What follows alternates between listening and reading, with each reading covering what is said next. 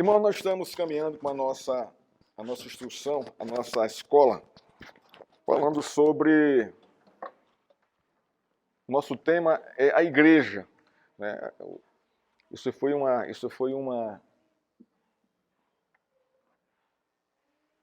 solicitação da diaconia, né, que a gente caminhasse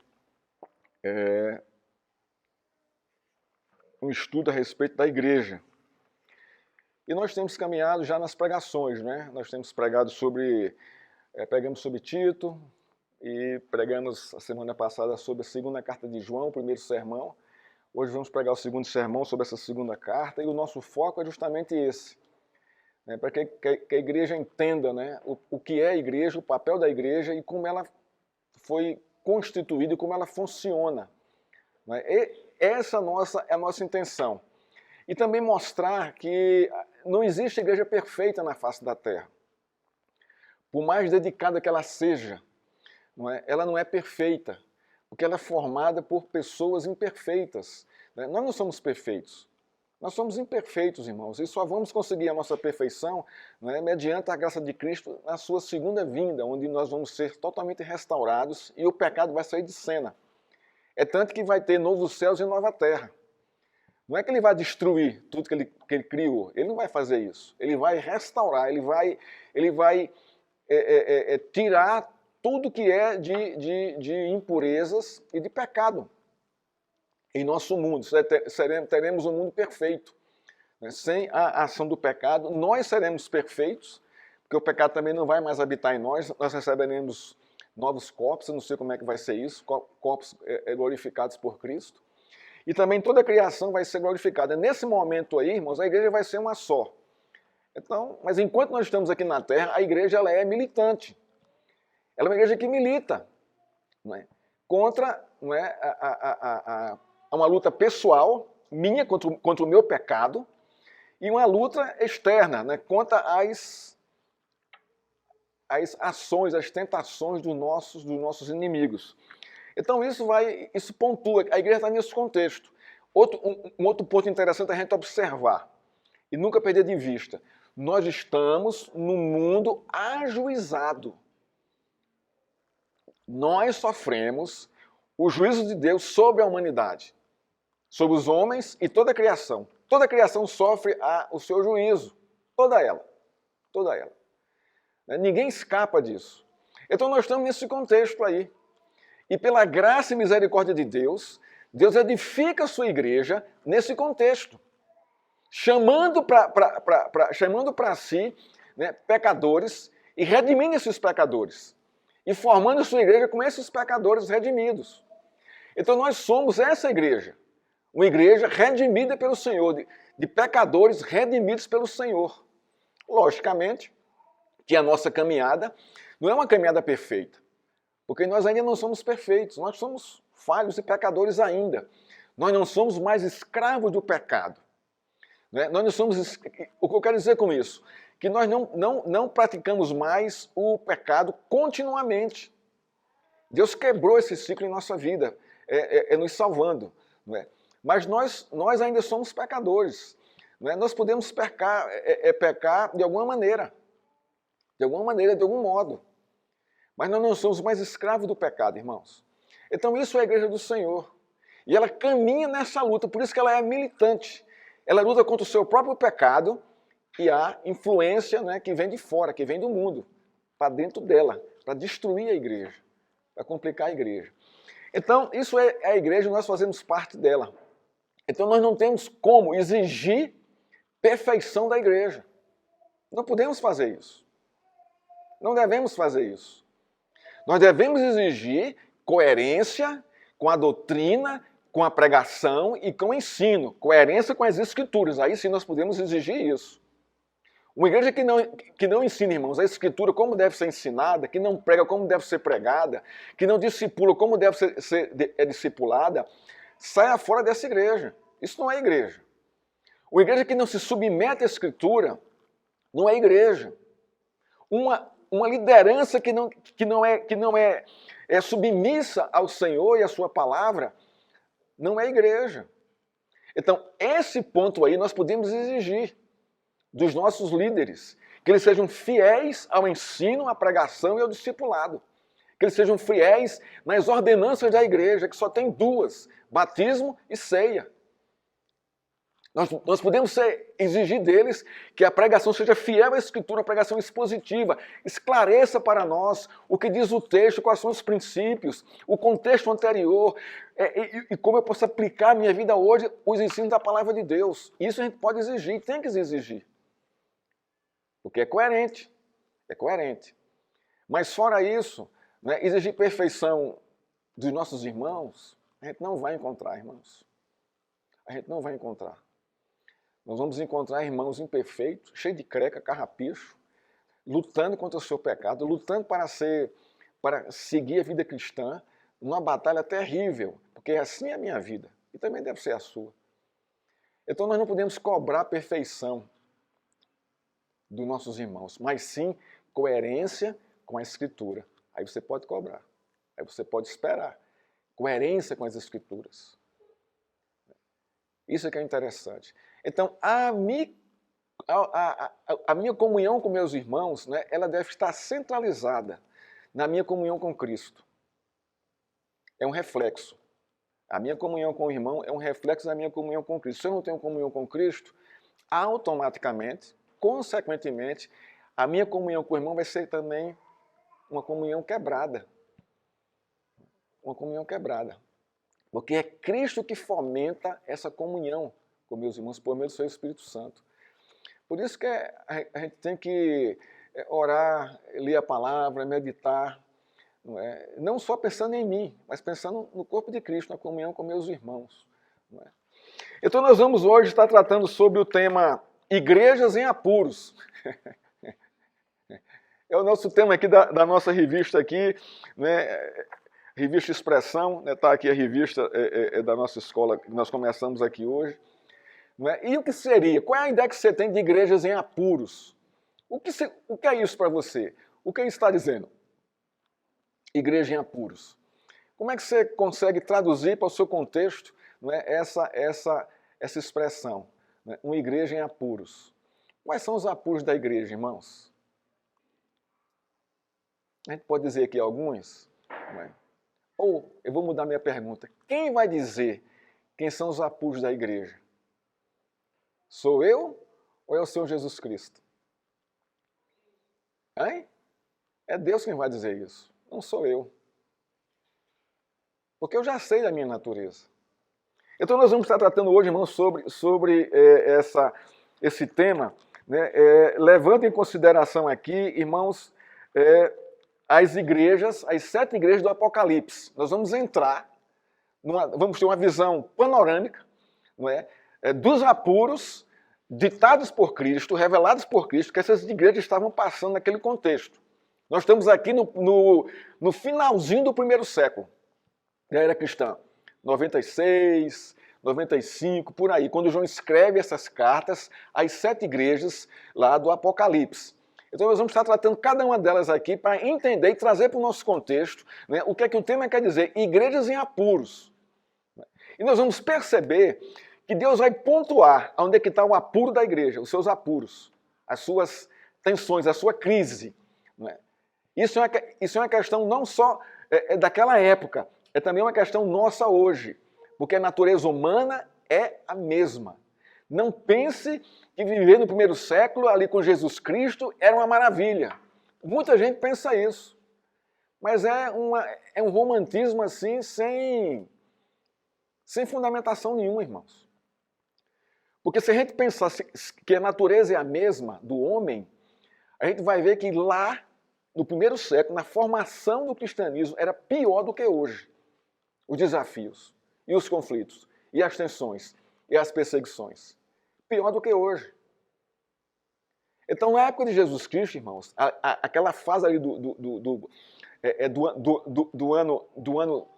ano 6, o ano 5 ali, até o ano 300 e alguma coisa, 325, né, lá com Constantino, né, até antes dele, a igreja padeceu assim perseguições terríveis, terríveis, terríveis.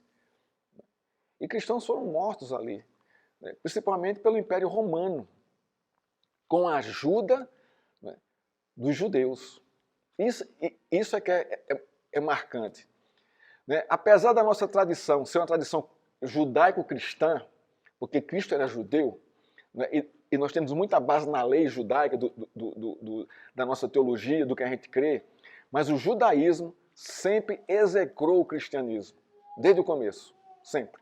Observa a posição dos fariseus, dos saduceus, principalmente dos fariseus, que ele formava o sinédrio. Quem eram os fariseus? Eram os separados, eram os homens separados para ensinar a lei de Deus. Eram os santos da época. Fariseu quer dizer isso, separado. E eles nunca aceitaram as palavras de Cristo. Sempre perseguiram e levando-o à morte. Então o judaísmo nunca, ainda hoje é assim, não aceita o cristianismo.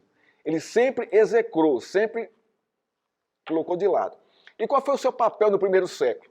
Foi inflamar o Império Romano de que eles eram uma ameaça para o Império Romano porque não se dobravam a César. Foi o que eles fizeram o tempo todo. O tempo todo. E conseguiram, matando Jesus Cristo. Entre aspas, né? Porque a gente sabe que a morte de Cristo foi profética, né? E a morte de Cristo conduziu, né, fomentou e alicerçou, né, o processo da expansão do cristianismo no mundo. Então, irmãos, nós vamos estar hoje vendo aqui a igreja de Éfeso. Abra sua Bíblia em Apocalipse, né? Eu me lembrei muito quando eu estudava essa lição lá do nosso grupo de estudo bíblico de Itabirito. Nós estamos estudando justamente Apocalipse, né? Nós vamos começar a estudar Apocalipse e ver o primeiro capítulo, né, do livro, né? O livro de Apocalipse, irmãos, o capítulo fundamental do livro é o primeiro capítulo. Se você entender o primeiro capítulo, você vai entender todo o livro. Porque toda a fundamentação, todo o propósito e objetivo do Apocalipse está no primeiro capítulo. Está ali, de Apocalipse. Então, a primeira coisa aqui para muitos, né, que eu vou perguntar aqui, qual o significado da palavra Apocalipse? O que significa? Porque quem já sabe, né? Né? Mas para quem não sabe, o que você entende por Apocalipse? Qual é o significado que vem à sua cabeça? Eita, vamos estudar Apocalipse. E aí? O que a palavra significa? Hein? Vamos lá, quem mais? Fim dos tempos. É o entendimento dela. Apocalipse significa fim dos tempos. Quem mais? É uma escola, a gente pode... Quem sabe, por favor, segura a onda, não fala. Então, irmãos, vamos lá, vocês podem falar. Hã? Revelação, o que mais? Abra no capítulo 1. Qual é a primeira palavra que aparece no versículo 1? Hã? Qual é a primeira palavra que aparece? Pronto. Essa palavra traduz a palavra Apocalipse. Apo, não é? É tirar. Calipse, véu. Tirar o véu. Isso é trazer a revelação. A palavra Apocalipse quer dizer isso. Tirar o véu. Trazer uma revelação. Trazer a revelação. De quê? Não é? Vamos lá. Olha o que diz o texto. Olha só o verso 1. Revelação de Jesus Cristo, a qual Deus lhe deu para mostrar a seus servos as coisas que em breve devem acontecer. Então, o que o livro vai mostrar aqui, vai revelar o que aqui? As coisas que em breve devem acontecer. Então, é isso que o livro vai falar. E que ele, enviando o seu anjo, deu a conhecer a seu servo João. Então, Deus pegou o que estava para acontecer em breve, revelou a João, e João escreveu a revelação que ele teve, dada por Jesus Cristo, e em carta, e encaminhou às 7 igrejas da Ásia Menor. Então, aqui está, né, o objetivo claro do livro de Apocalipse. Ele vai trazer para a igreja fatos, realidades, que em breve devem acontecer. Então, o que é que Deus está dizendo aqui? Olha, o livro do Apocalipse está atestando o que vai acontecer no final dos tempos. Aí ele vai dizer ali, como ela falou ali. Então nós vamos ter essa revelação. Mas por que Deus está fazendo isso? Porque Deus está revelando para a igreja as coisas que em breve devem acontecer.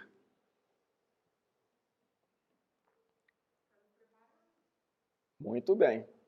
Para preparar a igreja, para que a igreja não seja pega de surpresa. Ah, eu não sabia. Ah, eu não conhecia. Nossa, se eu soubesse disso há mais tempo, eu tinha tido uma outra conduta de vida. É justamente isso que está acontecendo aqui. Está preparando a igreja. Tome conhecimento. Esses fatos vão acontecer. E já estão acontecendo, irmãos, aos nossos olhos. Estão claros aí. É isso que a gente vai perceber no livro do Apocalipse. Que tudo está acontecendo em função do fim do mundo, do fim do tempo, do fim dos tempos. Vamos lá. Então vamos lá. Então vamos continuar aqui, verso 2.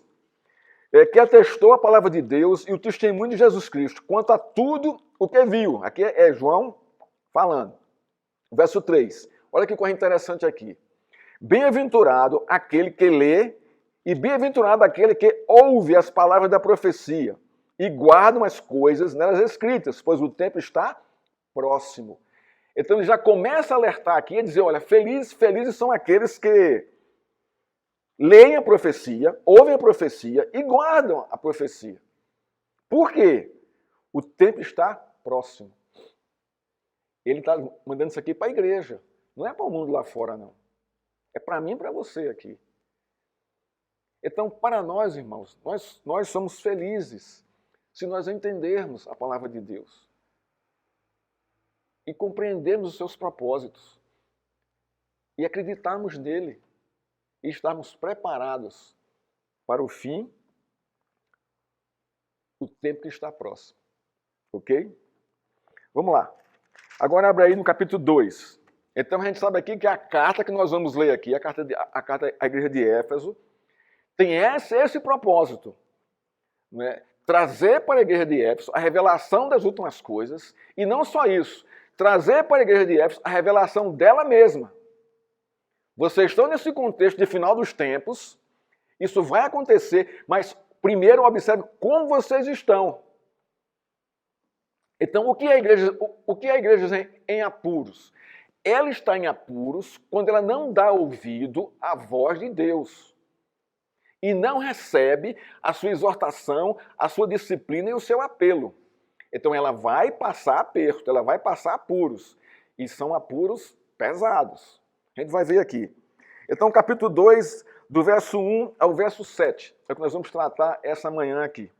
Diz assim: ao anjo da igreja em Éfeso escreva. Então aqui é uma ordem. Estas coisas diz aquele que conserva na mão direita as 7 estrelas e que anda no meio dos 7 candelabros de ouro. Ora, o que é isso, irmãos? O que significa isso aqui? É uma coisa meio complicada, né? Mas, irmãos, qual é a grande chave da Escritura? A Escritura explica a Escritura, para que nós não venhamos a ver chifre em cabeça de cavalo. Para nós não darmos a nossa interpretação completamente desconexada com a interpretação da própria Escritura. Vamos lá. Diz assim: conheço as obras que você realiza, aqui falando para a igreja de Éfeso, tanto o seu esforço como a sua perseverança. Então ele começa aqui elogiando a igreja. Jesus percebe as obras da igreja que ela realiza e o esforço e a sua perseverança. Sei que você não pode suportar os maus e que pôs à prova os que declaram apóstolos e não são. Então, primeira coisa aqui, irmãos, primeira coisa aqui. Olha a coisa interessante aqui. Ele está mostrando como é que a igreja está caminhando na história. Não é? Com boas obras, com esforço e perseverança, e que não aceita essa questão de apostolado na igreja. Vocês não aceitam esses falsos apóstolos. Por quê? Porque, irmãos, o ofício apostólico, preste bem atenção, encerrou com o último apóstolo. Quem foi o último apóstolo? Eram 12. Não, Paulo não foi o último apóstolo, não. Paulo morreu antes. Paulo morreu no ano de 64, 65. Quem foi o último a morrer? O que escreve aqui é Apocalipse. Qual foi a data aproximada da morte do apóstolo João? No ano 96. Né? Morreu aonde? O que houve com João? João foi exilado para a ilha de Patmos. Essa ilha de Patmos era uma ilha prisão do Império Romano, onde eram colocados lá os presos para quebrarem pedra o resto da vida. Então João estava nessa ilha aí e morreu lá. Morreu lá. Então João foi o último apóstolo. Então, quando João morre, o ofício apostólico encerra-se na história. Não tem mais apóstolo. Não existe mais isso. Por quê, irmãos? Quais são as credenciais de um apóstolo? Para o apostolado, para ser apóstolo. Primeiro, ser chamado pessoalmente por Cristo. Primeira coisa. Segundo, que caminhasse com ele o tempo todo, vendo, apalpando, comendo junto, bebendo junto, suando junto, dormindo junto. Segunda coisa. Terceira coisa. Ser designado por Cristo para o apostolado, pela pessoa dele. Quarta coisa. Ser testemunha da morte de Cristo. Todos viram Cristo ser preso e ser morto. Todos os apóstolos, naquele contexto. Quinto, terem testemunhado da sua ressurreição. Todos viram Cristo ressurreto. Todos eles. Então, quem não passou por essas fases, por essas experiências, não tem como ser apóstolo. Por isso que se encerrou o ministério apostólico. Então, em nossos dias hoje, no Brasil, existem mais de 3.000 apóstolos que se intitulam apóstolos na Igreja do Senhor. O que é que essa carta aqui está dizendo para a Igreja de Éfeso? Chamando de quê? Que se dizem, né, se declaram apóstolos e não são apóstolos. Então veja só como é que já começa a carta aos Efésios. Vocês realmente entenderam, discerniram. Esses homens que se dizem apóstolos não são apóstolos.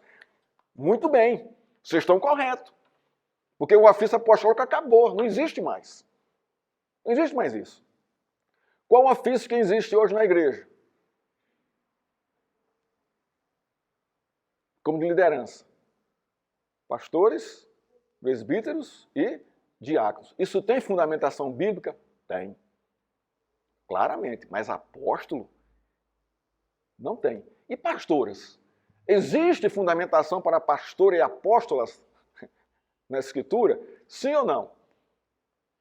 Não tem, irmãos. Quantas apóstolas Cristo chamou para si? Nenhuma. Por quê? Porque isso confronta com o papel da mulher na história do cristianismo, na história da igreja. Qual é o papel da mulher, irmãos? Biblicamente falando. Hã? Qual é o papel da mulher? Não é? Qual o seu papel de origem?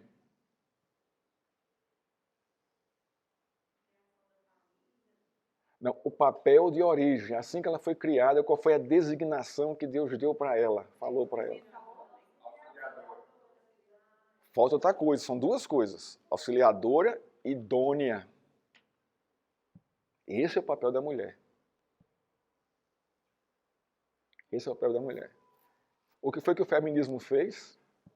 Destruiu tudo isso e continua destruindo. O que é ser uma auxiliadora idônea? Ela vai auxiliar quem? O quê? No contexto ali era Adão. Auxiliar de que forma? De que maneira? Lavando roupa? Passando ferro? Claro, irmãos. Sem nenhum problema com isso. Mas só isso? Não. Muito maior que isso. O auxílio dela a Adão extrapolava as tarefas domésticas. Era o apoio espiritual, era o apoio moral. Essa condução não é, caminhando com ele, auxiliando-o, né, como cabeça, né, do lar e das coisas. A igreja proíbe a mulher de trabalhar? Não, não proíbe. Nunca proibiu. Vê lá, Provérbios 31. Você já viu aquela mulher como ela é ditosa? Como é que ela auxilia o marido ali? Ali está o papel da mulher auxiliadora. Os filhos, a casa, o marido, né? Ela está ali ativa. Né? Então, pensar que esse papel é um papel de submissão ali, que aliena, está totalmente errado. Totalmente errado. Né? Hã? Não. Não, não, mas hoje em dia, irmãos, a gente sabe que tem, hoje em dia a tecnologia adentrou muito. Hoje tem máquina de lavar, tem máquina de passar roupa, tem um monte de coisa que pode auxiliar ainda mais. Então ela vai ter mais tempo para outras coisas dentro de casa. Não é? O que não pode é ela ser consumida por outras coisas e esquecer o lar. Aí não pode, está em desequilíbrio aí. É justamente o que o feminismo faz, arranca a mulher de casa, torna ela um homem, está tornando a mulher um homem, não é? E inverter os papéis, está colocando o homem dentro de casa. Tudo errado, irmãos. Então, vocês estão vendo essa questão aí? Então, vamos lá. Voltando aqui para o nosso texto aqui, ainda no verso 2. Se declaram apóstolos e não são, e descobriu que são mentirosos. Olha só. Ele segue aqui. Você tem perseverança e suportou provas por causa do meu nome sem esmorecer. Quer dizer, vocês aguentaram a perseguição, não se dobraram, não se renderam, não se venderam, não negaram o meu nome. Então Jesus tem aqui elogios muitos para essa igreja.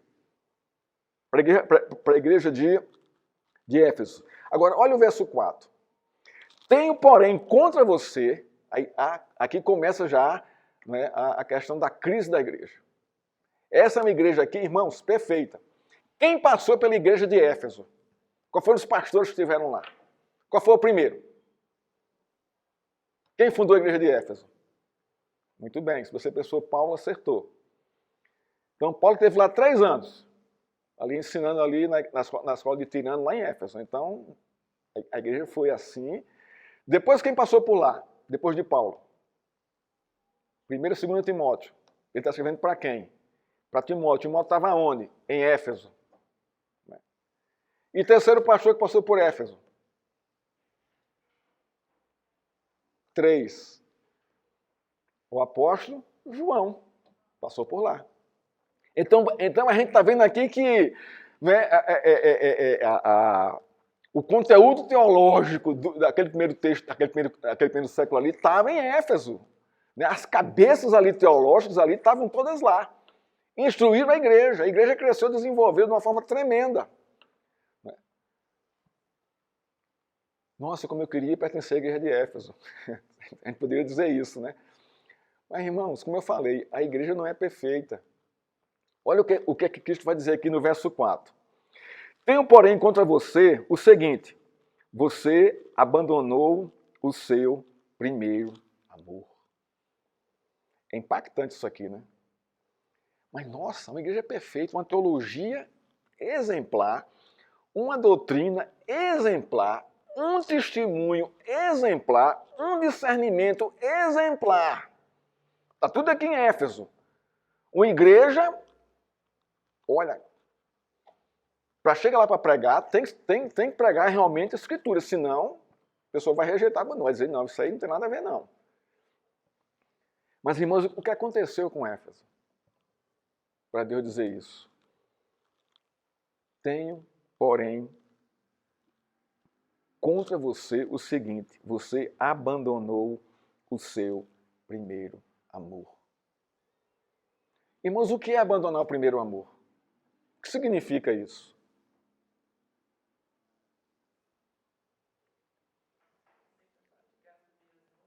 Hã? Deixar as primeiras obras? Também. Mas vamos aprofundar um pouco mais.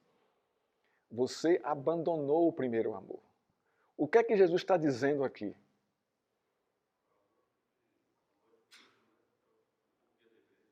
Hã?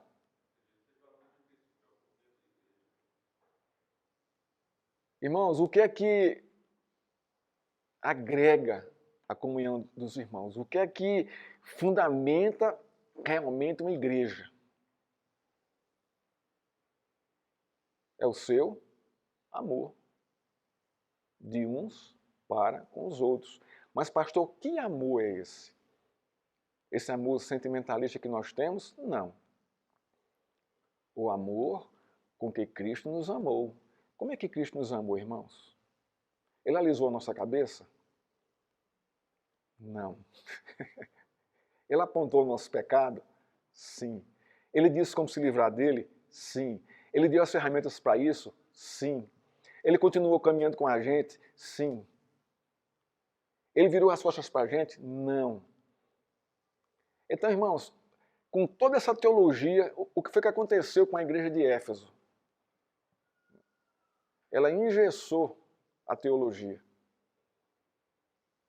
Deus aqui não reprova isso dela, não. Isso aqui está ótimo. Vocês estão muito bem. Agora, vocês precisam observar isso aqui.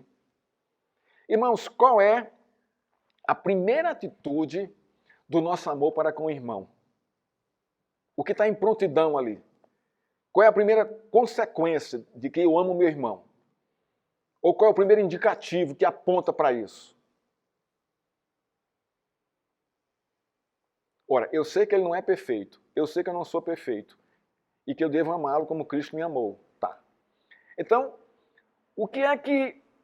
qual é a primeira atitude que eu tenho para com ele? Para demonstrar esse amor por ele? Ou para demonstrar o amor que Cristo tem por mim e eu demonstrar esse amor por ele? Qual é a primeira coisa? Hã? Transforme isso em outra palavra. Vamos lá, mas não dá certo, vamos caminhando aí. Transformar isso, vamos lá, mais coisa aí. Hã? Muito bem, perdão. Irmãos, não adianta. Não existe amor sem perdão. Não existe, irmãos. Qual foi a primeira atitude de Deus para conosco? Foi o quê? Nos perdoar, irmãos. Você merecia o perdão dele? Não. Não merecia. Mas por que Deus nos perdoou? Aí está lá em João 3,16. Porque Deus amou o mundo. O mundo ali é o seu reino, é o seu povo. De tal maneira que deu o seu Filho. Para que todo aquele que nele crê não pereça, mas tenha vida eterna. Então, se Deus nos deu a Cristo, é porque Ele nos perdoou, irmãos. Você não vai a Cristo sem o perdão de Deus, irmão. Não tem como você ir. Você não chega lá. Você vai colocar. Você não tem como chegar a Cristo se Deus não lhe perdoar. Para que você seja recebido por Ele. Não tem como. Então, é possível uma igreja bem estruturada teologicamente, bem estruturada doutrinariamente, discerne as coisas teologicamente, mas que está faltando o quê? Amor entre os irmãos. Perdão entre os irmãos, no relacionamento. Na comunhão dos irmãos. Você começa a exigir tanto do outro, que aquilo se torna uma coisa seca. Se torna um motor sem óleo, uma engrenagem seca, sem óleo. Não há perdão, não há misericórdia, não há compaixão, não há caridade. Acabou isso aí. Porque você se considera o cara. Eu sei teologia, eu sei doutrina, sabe, eu sei discernir tudo. Então você começa vai subindo para a sua cabeça e vai descendo o coração. Vai saindo daqui para cá. E vai esvaziando o seu coração. E você começa a ficar árido, seco. Porque se as pessoas não concordam com a sua teologia, com a sua visão doutrinária, você vai execrar. Não. E se for irmãozinho novo na fé? Você vai o quê? Tira. Não, pastor. Fulano é muito bobo. Olha as besteiras que ele está fazendo aí. Cara, ele se converteu ontem. Tenha paciência. Você não pode exigir, o grau de conhecimento que você tem do irmãozinho que começou a vida cristã um dia desse. A gente não pode fazer isso. Isso é amor. Você vai trazer para junto. Então, tenho contra você que o seguinte, que você abandonou o primeiro amor. Vamos ver o que é que a lição diz aqui a respeito dessa questão aqui de abandonar o primeiro amor. Não é? Não é? Ele diz aqui assim, ó, como nenhuma igreja, aqui que vai falar aqui é o autor da lição, como nenhuma igreja é infalível, Éfeso precisava responder pelo seu desvio. Havia um desvio na igreja de Éfeso. Por nos amar, Deus não nos livra de sua disciplina. Quando não vivemos um cristianismo autêntico, com o fim de nos aperfeiçoar, ele nos adverte contra o pecado. Qual era o pecado de Éfeso? Esfriamento no amor. Continua aqui. Jesus tinha algo contra a igreja, e essa expressão torna-se padrão para descrever os problemas morais nas outras cartas, também com o fim de alertar contra o inevitável julgamento vindouro. Vamos lá aqui. O primeiro amor descrito no verso 4 sugere que é aquele amor do início da caminhada cristã. Ou seja, quando a igreja foi fundada pelo apóstolo Paulo, ela viveu dias de intensa consagração, disposição e voluntariedade. Então, ele vai expressar aqui o primeiro amor em disposição e voluntariedade dentro da igreja, de uns para com os outros. E continua. Ele expressa seu amor a Deus e ao próximo de modo vigoroso, e ainda assim resistir às tentações da cidade e os falsos apóstolos. Para quem não sabe, Éfeso era a capital de Roma da Ásia, né? Uma cidade riquíssima, assim como uma Nova York da época hoje, né? como a Turquia hoje também ali, fazendo ali a ponte entre o Oriente e o Ocidente, né? Uma cidade assim muito famosa, né? E lá tinha o famoso templo da deusa Diana, Diana dos Efésios. Quando você lê o livro de Atos, você vai ver, né, quando Paulo vai pregar ali, né, que muita gente se converte, né, e que a cidade se revolta, dizendo que não, que Éfeso é a cidade da deusa Diana. Eles, né, expulsam Paulo, né, e tudo mais, porque eles tinham um templo, né, da deusa, e a grande economia da cidade se movia em função do templo, né, dos santos, né, dos amuletos, né, e isso tudo as pessoas estavam deixando de consumir. Então isso gerou um tumulto muito grande na cidade. E também era conhecida pela sua prostituição. A deusa Diana, ela tinha 6 seios, né? Então isso mostra assim o poder da sexualidade, né, no culto a ela lá. Então foi complicado aquilo ali. E a igreja cresce nesse contexto aí, né? Negando tudo isso, negando o culto ao imperador e negando toda essa cultura, né? Ele vai dizer aqui, contudo, ao passar das décadas, sofrendo privações e intensa perseguição, aqui ele vai dizer o motivo, né, desse esfriamento do amor, né? Embora a igreja tenha se mantido doutrinariamente fiel, enrijeceu-se talvez por autodefesa ou apatia. Então a igreja se enrijeceu. Você vem para o culto domingo, vai para casa, vem à noite, vai para casa e ó. Não. Eu dou meu dízimo lá, faço minhas orações, vou para o culto, está ótimo. Esse é o meu movimento com a igreja. Então, o seu primeiro amor está enrijecido, petrificou, congelou no seu coração. Porque hoje de manhã nós tivemos aqui um café da manhã. Por que você veio? Para comer os quitutes? Claro. Mas esse foi o fundamento principal? Não. Não deveria ser. Mas qual é o fundamento principal? É estar com um, é estar com o outro, conversar com o outro, compartilhar alguma coisa. É essa coisa, sabe? Ao redor da mesa. É uma ceia isso aí. Ou você não percebeu isso? Assim era a ceia no primeiro século. Não tinha assim, agora vamos parar para partir o pão e o vinho. Não era assim que funcionava. O pão e o vinho estavam na mesa. junto com os alimentos. Você comia, você bebia, não é? E ali você fazia depois a consagração dos elementos e repartia o pão e o vinho com todos que estavam ao redor da mesa ali. Então era dessa forma a ceia. Havia uma comunhão, né? Estava todo mundo ali em comunhão, conversando, batendo papo, né? Falando sobre Jesus Cristo, falando sobre o avanço da igreja, falando sobre o evangelho, falando sobre as lutas diárias, como é que Deus livrou, né? Falando sobre as necessidades, ora aqui por mim. Então, essa era a comunhão.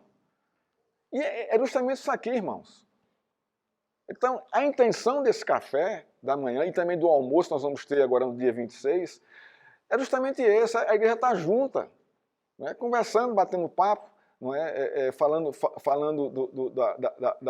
da caminhada cristã, das lutas diárias, né? Dos avanços, das alegrias, das conquistas, como Deus foi bom para mim, não, Deus está me provando assim, assim, assim, assado, irmã, ora por mim e tal, vamos lá. É dessa forma. Isso é um amor, não é? Isso é amor. Isso é amor. Não, irmã, que é isso, misericórdia, faço não. Isso é contra a Escritura, o que você está pensando fazer na conversa, no bate-papo. Pensa como a Escritura. Então você já está ali, ó, exortando, consolando, confrontando, de uma forma assim, tranquila. Tranquila. Então enrijeceu-os. Por quê? As circunstâncias enrijeceram isso. Olha que coisa interessante aqui. O que é que enrijece o nosso coração, o nosso primeiro amor? As circunstâncias da nossa vida. Muitas provocadas por nós mesmos. E outras que chegam de açoite, sem a gente esperar. Então começa a enrijecer o coração. Então a primeira coisa que enrijece meu coração aqui, irmãos, são os meus pecados diários. Ai, você viu fulana? Nossa, tá um horror. Aquela irmã. Você começa a criticar a irmã. Você começa a criticar a igreja, você começa a criticar o pastor, você começa a criticar a programação, você começa a criticar os horários, você começa a criticar a escola dominical, você começa a criticar tudo. Seu coração vai, ó, duro, enrijeceu-se completamente. Você não vê nada de bom na igreja do Senhor. Os irmãos são chatos, o culto é chato, a pregação é chata, as músicas são horríveis. Então você está o quê? O seu primeiro amor, ó, acabou, esfriou. As circunstâncias provocaram isso na igreja de Éfeso. Não, eu sou um cara, não, eu entendo, eu estudo, eu não preciso ouvir pregação, nem um pastor, não. Eu sou um autodidata. O coração enrijeceu todinho. Então, o que é que Cristo está dizendo aqui? Alertem para isso. Não deixe isso acontecer. Não se dobrem a isso. Mas entendam que a igreja é imperfeita, que os irmãos não são perfeitos e que deve haver uma disposição no nosso coração de amar uns aos outros, não é, em unidade, pela unidade do Espírito Santo, que habita em nós. Então se enrijeceu aqui a igreja porque eles abafaram o Espírito Santo no coração deles. Seguraram o Espírito Santo. As circunstâncias levaram a isso. Mas, pastor, eu estou passando tanta provação, tanta coisa, olha, sabe, está difícil, sabe, mas não comunica com ninguém, não compartilha com ninguém, não compartilha com o pastor, não pede oração, se isola. O que vai acontecer, irmãos? Qual o papel da igreja na sua vida? Nenhum. Você isolou-se completamente. A igreja é culpada disso? Não. As circunstâncias, né, lhe levaram a esfriar. Por quê? Porque você não soube buscar, não é, a ajuda, não é, onde deveria buscar ajuda. O papel da igreja, o nosso papel. Consolar, confortar e exortar as pessoas. Não é? Outra consequência, né, os nossos pecados. Gente que é dura em perdoar, não consegue perdoar. Segura perdão. Bloqueia perdão, não dá perdão. Seu coração vai virar uma pedra. Uma pedra, você vai ser uma pessoa rancorosa, difícil, impenetrável. Né? Cristão que não perdoa não é cristão. Tem alguma coisa errada com ele. Então, aqui continua. Não é? O primeiro amor, segundo aqui o autor, se refere aos dois grandes mandamentos de amar a Deus e ao próximo. Isso esfriou na igreja. Você pode conhecer toda a teologia e não amar a Deus. Você pode conhecer toda a doutrina e ser um praticante dela e não amar a Deus. A coisa se tornou mecânica. E se você não ama a Deus, você não vai amar seu irmão. Não ama. Não tem como. Não tem como. Como é que eu vou amar alguém que eu não vejo e não amar aquele que eu vejo, que eu pego todo dia? Essa pergunta Cristo faz, né? Nos evangelhos. Como é que você diz que ama a Deus que você não vê e o seu irmão que você vê você não ama? Tem alguma coisa errada com o seu cristianismo. Então ele traz para a coisa prática. Você ama o que não vê? Não. Você tem que amar o que você vê. Não é verdade? Aqui ele se refere ao outro, ao próximo. Quem é a pessoa mais próxima de mim?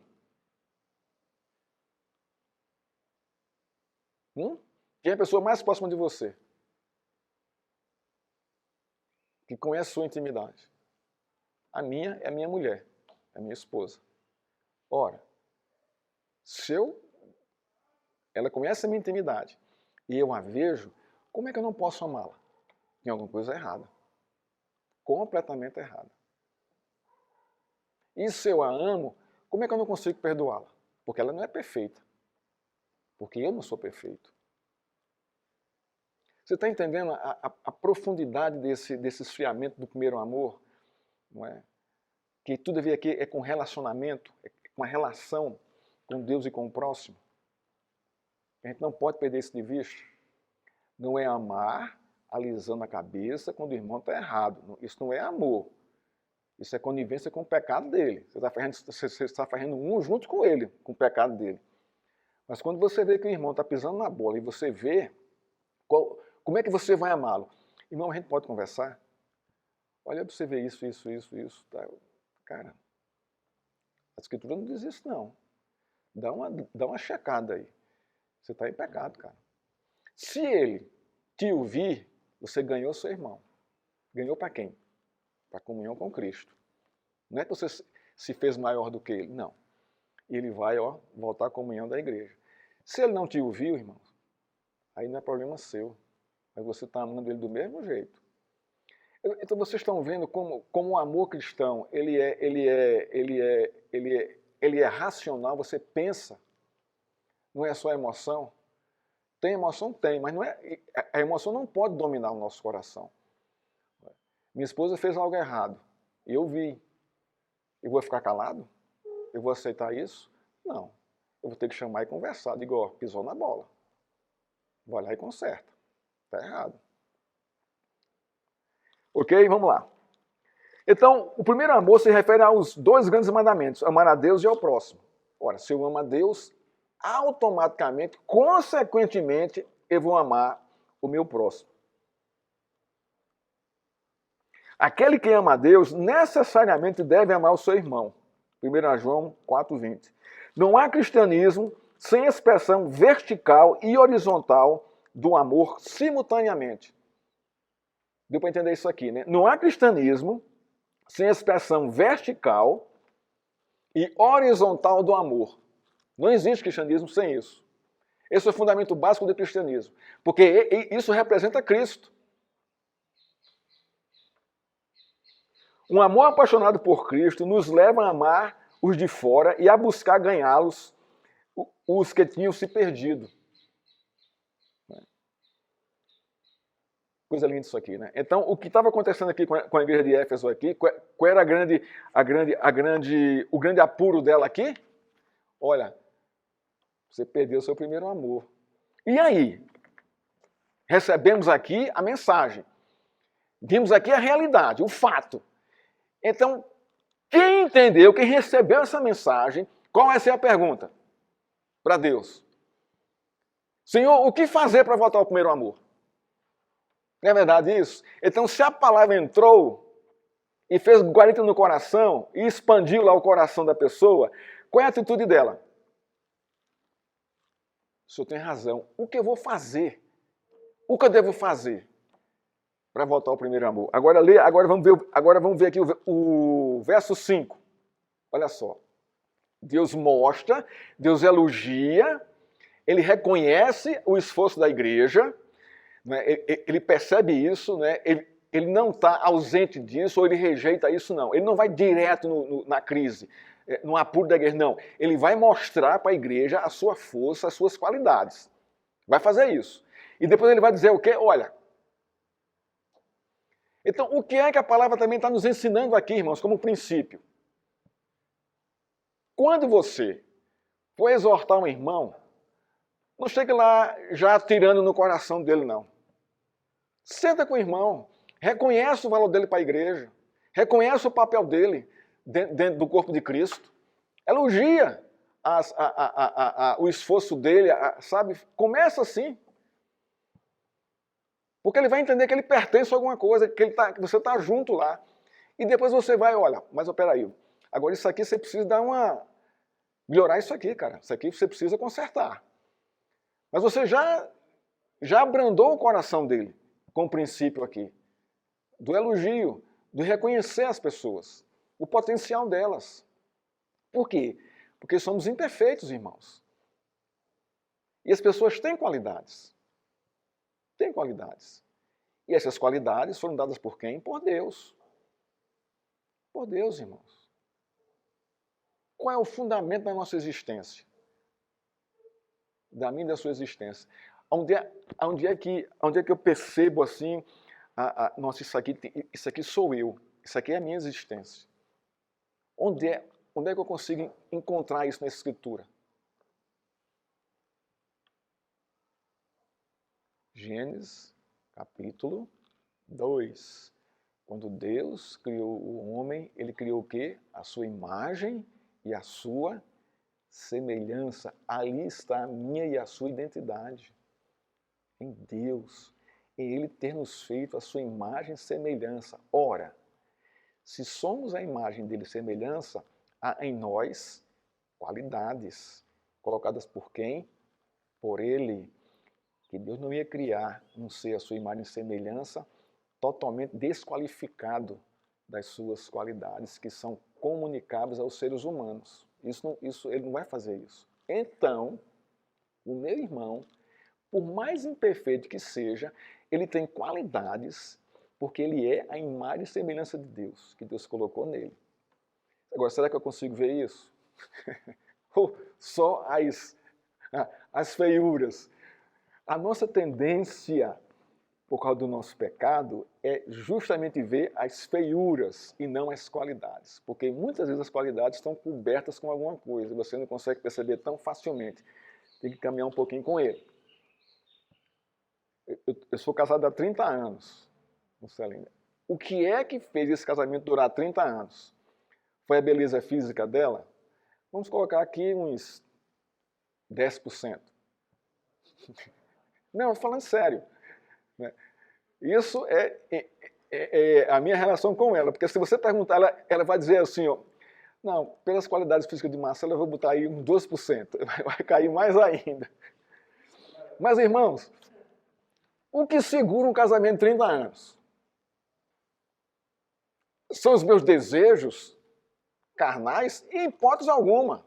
Porque isso vem e vai. São as qualidades dela. Esse é o fato. Que são inegociáveis. Negociáveis. E fazem ser o que ela é. E isso nos une. Se você perguntar, Celina, o que é que você vê em Marcelo? É a beleza? Não. Mas são uns 3% das qualidades dele. Mas é isso que segura o casamento, irmãos. Porque, irmãos, a gente vai envelhecendo, vai ficando feio, horroroso, vai ficando tudo mole, flácido. Não é? E o que é que fica? Fica o amor, irmãos. Que amor? Esse tipo de amor. Não é isso? É verdade. Esse tipo de amor. Não é? Então, vamos lá. Agora, olha o verso 5. Então, Cristo agora vai dizer como. Nossa, perdi o meu primeiro amor, o que é que eu vou fazer? Todo crente que é tocado pela palavra vai questionar, vai atrás disso. Senhor, o que é que eu tenho que fazer? Você lembra do sermão de Pedro, lá para os 3.000? Logo no comecinho ali de Atos, ele pregou, né, e um sermão assim, vocês mataram Jesus Cristo, tal. Nosso sermão assim, irmãos, que fosse pregador já que todo mundo ia correr, não ia ficar ninguém. O que foi que eles fizeram? O que nós temos que fazer? Olha como a palavra entrou ali. Aí foi o que Pedro disse? Arrependa-se e crê no Evangelho. Foi isso que Pedro disse? Olha o que Cristo vai dizer aqui no verso 5. Lembre-se, pois, de onde você caiu. Então isso está na memória. A igreja sabia que algo errado tinha acontecido. Isso estava na caminhada dela. Arrepende-se e volte à prática das primeiras obras. Olha que Deus tremendo, irmãos. Que Deus tremendo. Que Deus tremendo, irmãos. Deus chama a igreja para quê? Para o arrependimento, irmãos. Deus execrou essa igreja? Não, eu vou descer fogo do céu e vou consumir todos vocês. Não, não é assim que funciona. A igreja é dele, o povo é dele. Como é que ele tratou o povo de Israel? A gente acabou de ver aqui, quando a gente leu aqui Deuteronômio. O povo era rebelde o tempo todo. Deus levanta um mediador, Moisés, para orar pelo povo. E Deus ouviu a oração de Moisés e não destruiu o povo, continuou caminhando com o povo. Mas Deus mostrou, esse povo é rebelde. E Moisés, arrependam-se, voltem para Deus. O que é que Deus está fazendo aqui com a igreja de Éfeso? A mesma coisa. Então, o pastor da igreja de Éfeso, ao tomar conhecimento dessa carta, o que é que ele vai fazer? Primeiro, ele vai se arrepender. É o natural aqui. E segundo, ele vai trazer a igreja ao arrependimento. Olha, nós pisamos na bola por isso. Baixa a cabeça, vamos orar, vamos nos arrepender e vamos mudar de atitude. Porque arrependimento sem mudança de atitude, irmãos, não é arrependimento. Não é arrependimento, não. Você teve um remorso, uma coisa assim parecida tal, mas se não mudar a nossa atitude, irmãos, não é? Arrependimento é metanoia. O que é metanoia? É mudança de atitude, mudança de mente. Eu pensava assim, agora eu sou assim, agora eu estou dessa forma. Então, ele vai trazer aqui a igreja ao arrependimento. O que diz aqui o autor? A rememoração é a oportunidade de corrigir o que ainda precisa ser corrigido. Olha só, a rememoração. Pense no que vocês fizeram de errado e tenho agora a oportunidade de corrigir. Então, Deus sempre nos dá uma nova oportunidade para que nós corrijamos as nossas atitudes, o nosso coração. Essa é a oportunidade que Cristo oferece aos Efésios. Lembra-te, pois, de onde caíste. Aí que vai falar agora aqui um comentarista, Christian Marter. Ele vai dizer o seguinte: o arrependimento afeta a existência humana em sua totalidade. E é verdade. O arrependimento genuíno afeta a existência humana em sua totalidade. Qual é a totalidade da existência humana? Vamos lá? Qual é a totalidade da sua existência? Você tem razão? Tem. Você tem sentimentos? Tem. Você tem uma alma? Tem. Você tem ações? Tem. Isso é você. Então ele vai atingir tudo isso aí. A sua razão, as suas emoções, o seu físico, a sua estrutura física e as suas atitudes. Ele está dizendo isso aqui. Atinge o âmago do ser e afeta todo o relacionamento externo com Deus e com o próximo. Olha só. O arrependimento ele afeta todo o relacionamento com Deus, primeiro com Deus e com o próximo. Arrepender-se é dar as costas ao pecado e voltar-se para Deus. Então, o que é que Cristo está exigindo aqui da igreja de Éfeso? Voltem-se para Deus. Mas, pastor, como? Uma igreja que é top na teologia, top na doutrina, top no discernimento de reconhecer os falsos mestres, os falsos profetas, uma igreja ativa, com boas obras, vai se arrepender de quê, pastor? Como é que pode isso? Pode. Pode, irmãos. Não se enganem. Não se enganem. A gente pode ser assim. para essa igreja assim, que nós perdemos o primeiro amor. Isso aqui é aplicável ao nosso contexto. Não é só para o contexto lá do primeiro século, não, é também aplicado aqui para mim e para você. Não é? Devemos ter boa doutrina? Devemos. Boa teologia? Devemos. Não é? Devemos ter boas obras? Devemos. Mas isso, irmãos, todo o fundamento da doutrina, da teologia, das boas obras é o amor a Deus e aos irmãos. Se não está com essa regência, a igreja vai perder o seu primeiro amor. E nós vamos ser aqui exortados por Cristo. Ou senão já não estamos sendo exortados por Ele.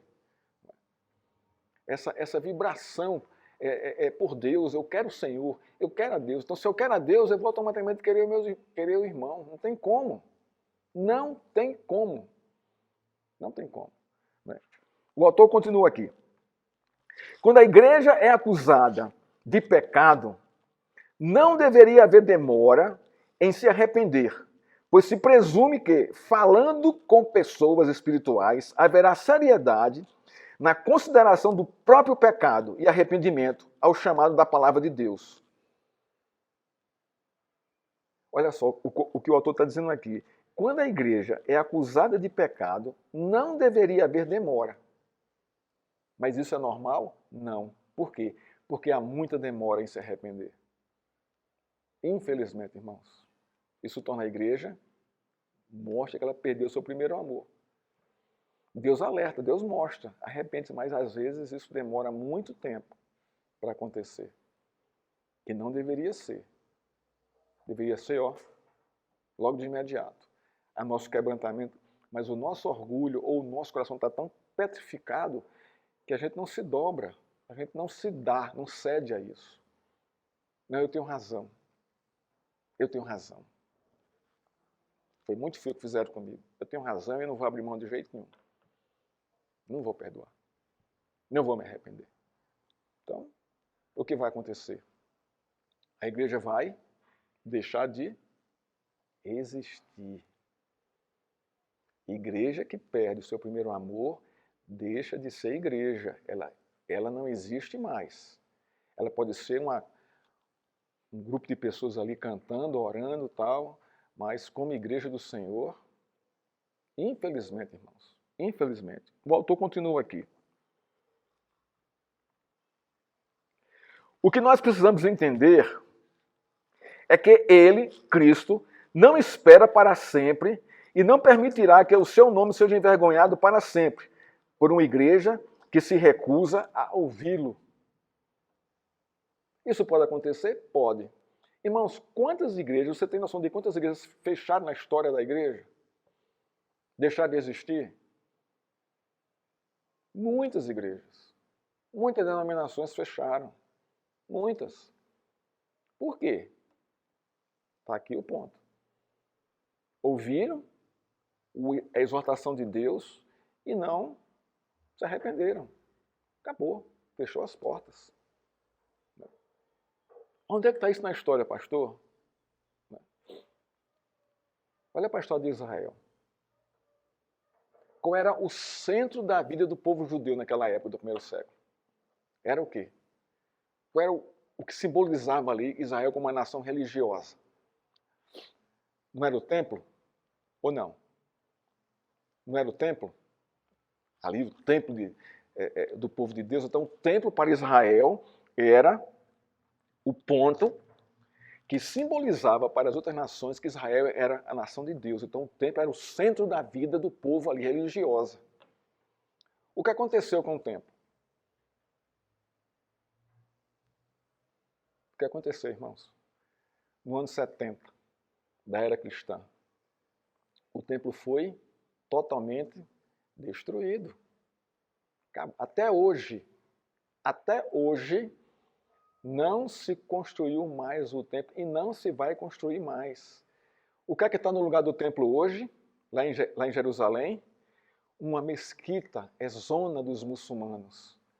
E é proibido qualquer arqueólogo entrar e pesquisar sobre a história do templo ali. Eles não conseguem fazer isso hoje. Fizeram uma mesquita em cima dos escombros. Foi o que Deus fez? saiu e fechou a porta. Por quê?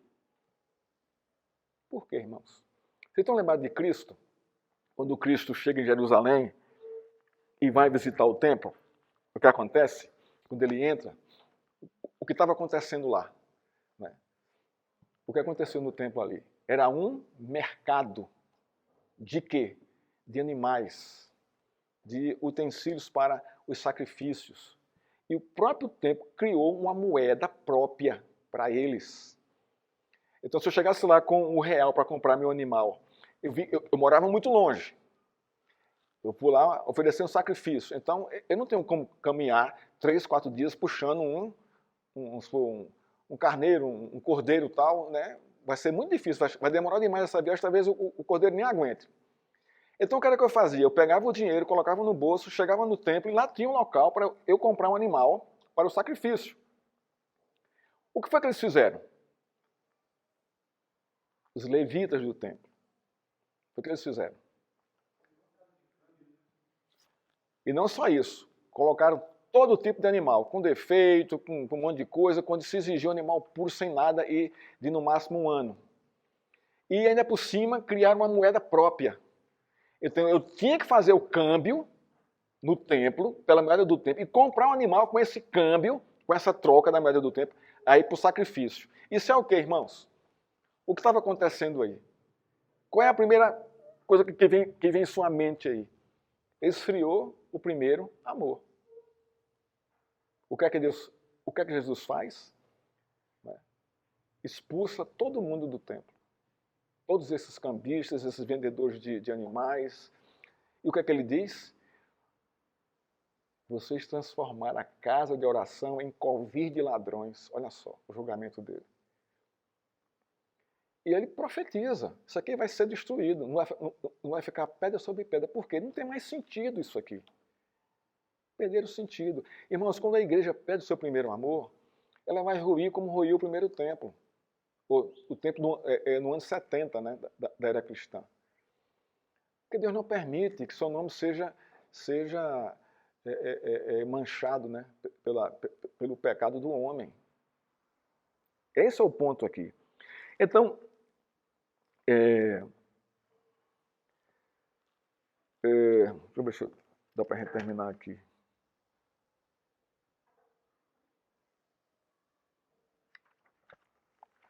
Vamos parar por aqui, né? Já são 11h05, 11 horas, e a gente continua no próximo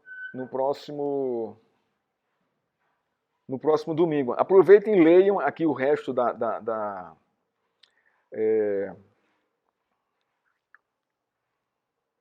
Ele diz aqui, ó, aí no verso 5, se você não se arrepender, olha só, virei até você e tirarei o seu candelabro do lugar dele. Isso quer dizer o quê? Fecharei a igreja. O candelabro aqui é a igreja, né? Fecharei a igreja. Mas você tem a seu favor, ele vai elogiar de novo, o fato de que odeia as obras dos nicolaítas, as quais eu também odeio. Nicolau foi eleito diácono lá em Atos, mas depois desviou-se totalmente de Cristo e criou a sua própria teologia, né? Agora veja o verso 7 aqui, a alerta de Cristo. Quem tem ouvidos, ouça o que o Espírito diz às igrejas. Aqui está no plural, não é só a igreja de Éfeso, não. Às igrejas.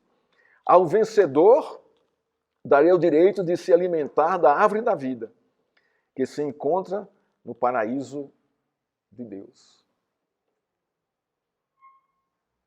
Que Deus nos abençoe, irmãos, e nos fortaleça. Depois a gente termina de concluir esse